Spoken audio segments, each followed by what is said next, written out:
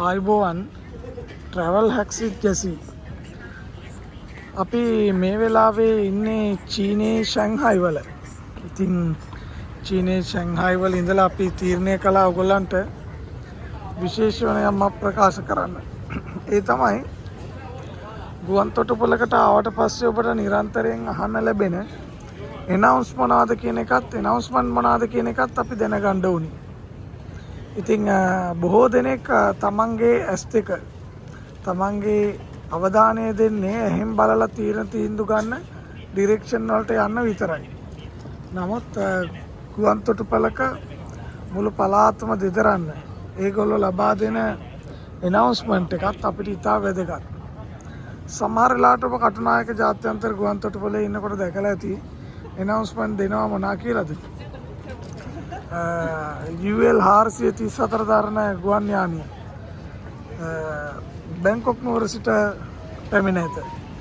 එහෙම කියලා. සමහර වෙලාවට ගුවන් යානා පැමිණීම ගැන ප්‍රකාශ කරන්න මේ announcement දෙනවා. ඒතර ඒ announcement එක ගන්න එළියේ ඉන්න අයට පණිවිඩයක් ලැබෙනවා ඥාතිහිත මිත්‍රාදීන්ට. විශේෂයෙන්ම එයාපෝට් පිකප් එකට සූදානම් වෙලා ඉන්න අයට මොකද්ද? දැන් මේ අහවල් ගුවන් යානය පැමිණිලා තිනවා කියලා. දැන් මේ වගේ විශාල ගුවන් තොටුපළක එහෙමනම් අපිට එහෙම අවස්ථාවක් ලැබෙන්නේ නැහැ. හේතුව තමයි මොකද්ද? මේවා ඩිපාචර් පිටත් වෙන ඒවා විතරයි කියන්නේ. අනිත් ඒවා ගැන කියන්නේ නැහැ.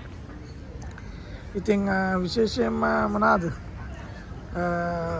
මේ announcement මොනවාද කියන එකේ ඒ ස්වභාවයෙන් අපි දැනන් ඉන්න ඕනේ. සමහර වෙලාවට announce කරලා කියනවා අපිට ඔයගොල්ලන්ගේ ෆ්ලයිට් එකට බෝඩින් වෙන්න වෙලාව හරි කියලා. බෝඩින් වෙන්න වෙලාව හරි කියලා. එතකොට සාමාන්‍යයෙන් ඔයගොල්ලෝ දන්නවනේ අපිට පැයකට විතර කලින් අපි ගුවන් තොටුපළේ අදාළ බෝඩින් ගේට් එක ආසන්නයේ ඉන්න ඕනේ. දැන් මම මේ වෙලාවේ චීනයේ ෂැන්හයි වල ඉඳලා ඊට පස්සේ යන්න ලෑස්ති වෙලා ඉන්නවා මැලේසියාවේ කුවාලාලම්පූර් නගරයට.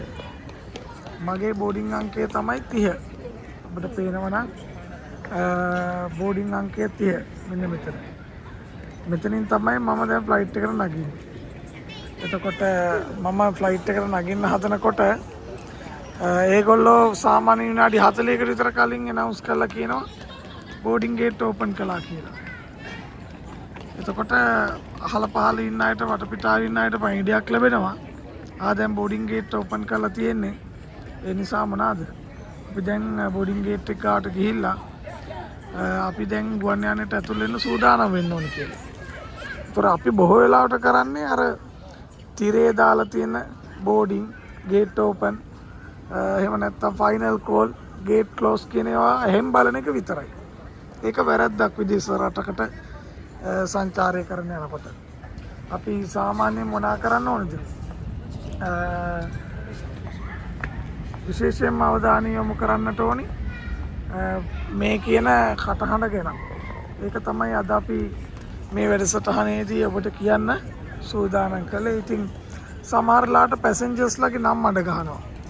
යම් පැසෙන්ජර් කෙනෙක් එයාපෝට් එක ඇතුළට ඇවිල්ලා බෝඩින් පාස් එකත් කඩාගෙන ඉමිග්‍රේෂන් පහු කරලා කස්ටමර් ක්ලියර් කරගෙන ඊට පස්සේ අදාළ ස්ථානයට ඇවිල්ලා ෆ්ලයිට් එක යන්න ලෑස්ති වෙලා නමුත් එයා නෑ. ඒ වගේ වෙලාවට සමහරලාට පැසෙන්ජර්ස්ලා නම් අඩ ගහනවා. නේද? දිසානායක මුදියන්සේලාගේ හේරත් ජයන්ත කුමාර එහෙම කතා කරනවා. එතකොට සමහර රටවල්දී එහෙමනම් මේ විදේශ භාෂාවල උච්චාරණය යම් යම් දේවල් හින්දා අමුතු විදිහට ඇහෙන්න පුළුවන්. නමුත් මොනවා වෙනවද? එහෙම අවස්ථාවක් තියෙනවා. ඉතින් මේ announcement කියන එක අපිට හරි වැදගත්. ඒ වගේම තමයි ෆ්ලයිට් එකක් පරක් වෙලා නම් ඩිලේ වෙලා නම් ෆ්ලයිට් එකක් කැන්සල් වෙලා නම් ෆ්ලයිට් එකක් චේන්ජ් කරලා නම් ඒ වගේ දේවලුත් දන්වන්න මොනා කරනවද? මේ කියන announcement කියන එක භාවිතාවට ගන්නවා.